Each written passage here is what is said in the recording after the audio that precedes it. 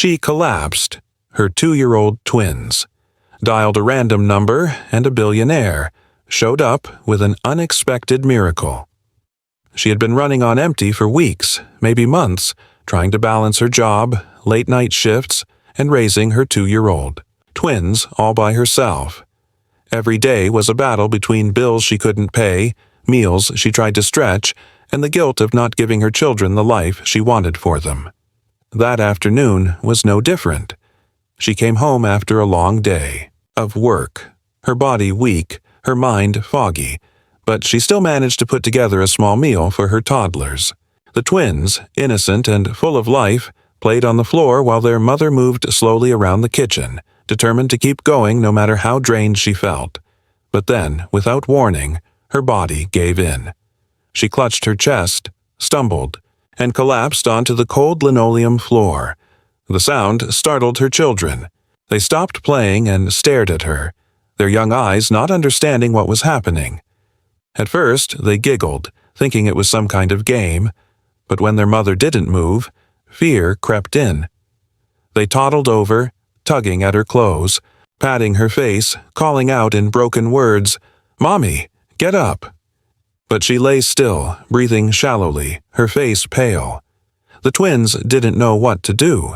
Their small hands shook as they looked around the room, searching for help that wasn't there. On the counter, her phone buzzed faintly with an old notification light. One of the toddlers climbed up with effort, grabbed the device, and pressed random buttons with clumsy fingers. The screen lit up, numbers flashed, and before they knew it, a call was made. They didn't know who they dialed. They just held the phone to their ear, babbling and crying into it. On the other side of the city, in a skyscraper office with floor-to-ceiling windows, a billionaire businessman was wrapping up his day. His phone buzzed with an unknown number. Normally, he would have ignored it. Unknown numbers usually meant spam, interruptions, things he didn't have time for. But something inside him, an instinct maybe, made him swipe to answer. At first, all he heard was chaos. Little voices, broken sobs, the sound of confusion. He almost hung up, thinking it was a mistake. But then, through the noise, he heard the words that froze him in place. "Mommy fell down." His heart skipped. This wasn't a prank. He listened closer, hearing the panic of children who didn't even know how to explain what they were going through. For the first time in a long while, the billionaire felt something stir in him. A sense of urgency, a pull stronger than business, or money. He leaned forward, asking them questions they couldn't answer. The cries grew louder. He could hear the desperation. And at that moment, without knowing who they were, without understanding why fate had connected them, he knew he had to do something. That one random call, dialed by tiny fingers, had just opened the door to a story that would change all of their lives forever. The billionaire pressed the phone tighter against his ear, straining to make sense of the broken cries. The voices were tiny, stumbling, filled with fear. "Mommy fell down," one of the children repeated in a trembling tone. At first, he thought maybe it was some kind of cruel prank or a misdial, but there was something in the raw innocence of those voices that he could not ignore. His usual world revolved around boardrooms, negotiations, and numbers, but in that moment, none of it mattered. He stood frozen, staring out of the glass window of his towering office, listening to the sound of helpless children who didn't know how to explain what had just happened. His instincts told him that this was no accident, that someone's life was hanging in the balance. Quickly, he waved for his head of security, who entered without hesitation. Handing the phone over on speaker, he instructed his team to trace the call. Within minutes, they locked in on an address, a small rundown apartment building in a neighborhood the billionaire had never stepped foot in. It was a place far removed from his world of privilege, but suddenly it felt like the only place he needed to be. The children, meanwhile, sat huddled beside their mother on the kitchen floor. Their tiny hands tugged at her, pulling at her blanket, trying to drape it over her limp body as if that could bring her warmth and strength again. One of them shook her shoulder gently, repeating, "Wake up, Mommy." the other tried to place, the phone against her face, as though the stranger on the line could magically make her open her eyes.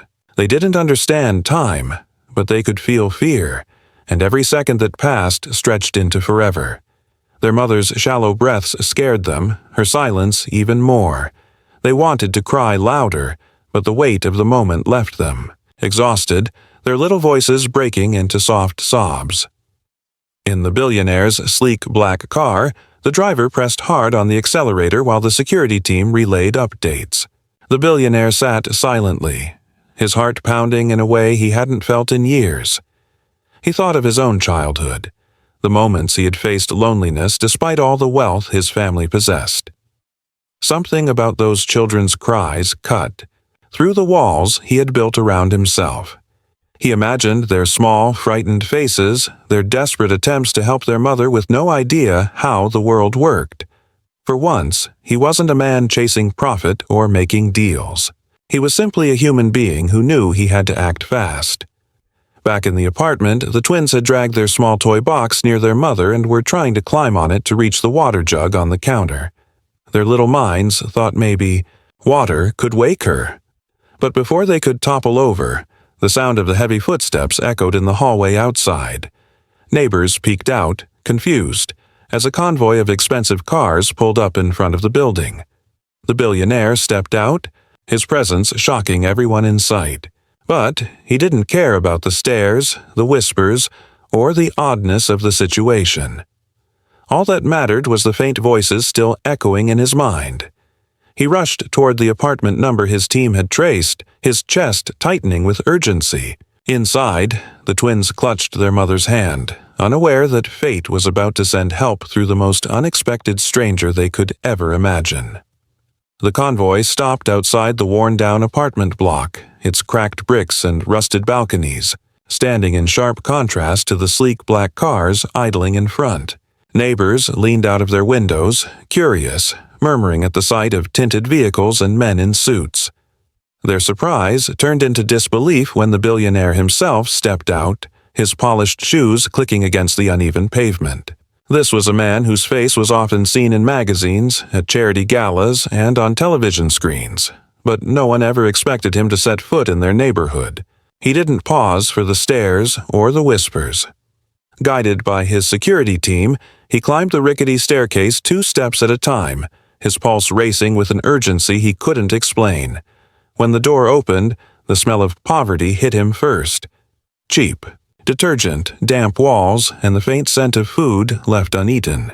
But what truly caught his breath was the sight before him. 2 tiny children sitting on the cold floor, their eyes wide with fear, their small hands holding on to their mother who lay motionless.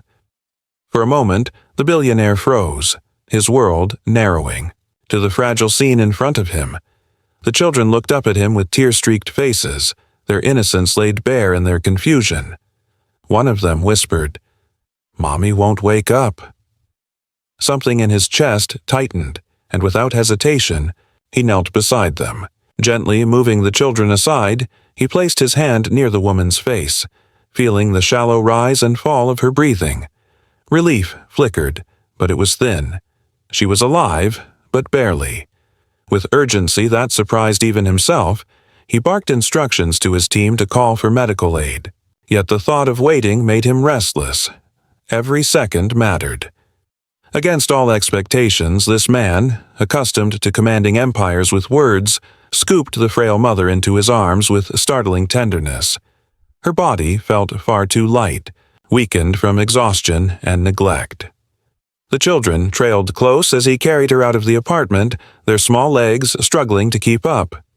Neighbors gasped, cameras from curious phones flashed, but the billionaire didn't notice. He placed her carefully inside the back seat of his car, instructing his driver to head straight for the city's best hospital. As the car sped through traffic, he glanced at the children huddled together, clutching each other with fear. He realized how small they truly were, too young to understand the chaos surrounding them. He reached over, letting one of the twins hold his hand, and for the first time in years, he felt something stir, an unspoken responsibility he never thought he would carry. At the hospital, doctors rushed her into the emergency ward. The billionaire paced the corridor, restless and shaken. When the head physician finally approached him with an update, the truth hit like a blow. She hadn't fainted by accident. Her body had been worn down by months of untreated health issues, malnutrition, and sheer exhaustion. She had been working herself to the bone just to provide the bare minimum for her children, sacrificing her own well-being until she had nothing left to give. Listening to the report, the billionaire's jaw tightened. He could buy companies, build skyscrapers, and influence markets. Yet here was a young mother nearly lost because society never saw her struggles. Glancing back at the twins who clung to each other in the waiting room chairs, he understood something he had never allowed himself to before. This wasn't about charity or reputation. It was about humanity. And for the first time in his life, he knew he wasn't leaving until their world changed. Days passed in the hospital, and slowly the young mother regained her strength. Each morning, when she opened her eyes, she saw her children sitting at her bedside, their little hands clutching hers tightly as if afraid she would slip away again. But what surprised her most was the man who kept returning, the billionaire who had carried her out of her tiny apartment and refused to leave her side. At first, she thought it was a dream, some strange twist of fate that would fade as soon as she woke fully. Yet every time the doctors entered, every time a nurse adjusted her IV, he was there, making sure she received the best care possible. She tried to thank him, her voice weak, but he only shook his head gently and told her to rest. For him, gratitude was unnecessary. What mattered was that she healed. When she was well enough to speak more, she confessed the truth of her struggles. She had been working 2 jobs, skipping meals to ensure her children had enough, ignoring her own health until her body simply collapsed. The billionaire listened in silence, his expression unreadable, but his mind was racing. He thought about the children, so small and fragile, who had been left to save their mother in the only way they knew how. He thought about the system that allowed someone to fall so low without help, while men like him lived in unimaginable luxury. And in that moment, he decided that writing a check would never be enough. This situation demanded more than temporary, even charity. It demanded change. Once she was discharged, he didn't simply send her home. Instead, he moved her and the twins into a safe, comfortable house, fully furnished and paid for. He arranged a permanent health care plan so she would never again have to choose between food and medicine. For the twins, he established a trust fund that would guarantee their education, ensuring they would never face the same hardships their mother had endured.